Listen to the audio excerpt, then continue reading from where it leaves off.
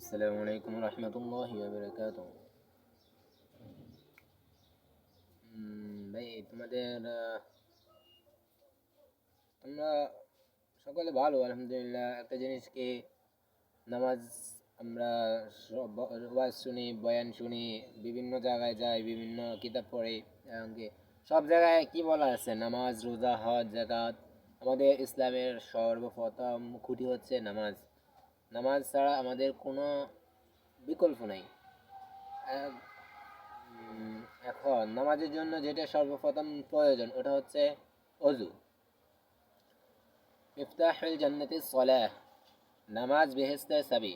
তো নামাজ যখন বেহেশতের চাবি হবে, তো নামাজের জন্য কি প্রয়োজন? নামাজের জন্য সর্বপ্রথম আমাদের তায়াম্মুম করা প্রয়োজন বা অজু করা প্রয়োজন। সাধারণত তায়াম্মুম আমাদের এখানে চলে না, হয় না আর কি।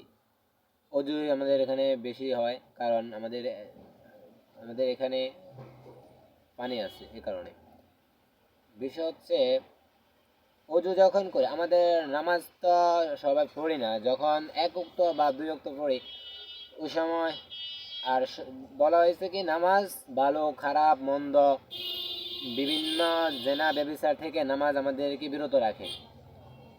এখন আমরা তো নামাজ পড়ি, তাহলে আমাদেরকে বিরত রাখে না কেন? এখন এটা হচ্ছে বাবার বিষয়, আমরা তো গবেষণা করি না বা ভাবি না, শুধু পড়ি আর পড়ি, পড়ি আর পড়ি।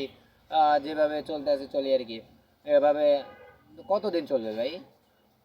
বাবার বিষয় একটু, আমাদের নামাজ আমাদেরকে জেনা বেবিচার খারাপ বাজে আড্ডা থেকে আমাদের মুখ হেফাজত করতেছে না। এটা কেমন অদ্ভুত বিষয়, তাই না? বলা হয়েছে কি, নামাজ তোমাকে খারাপ মন্দ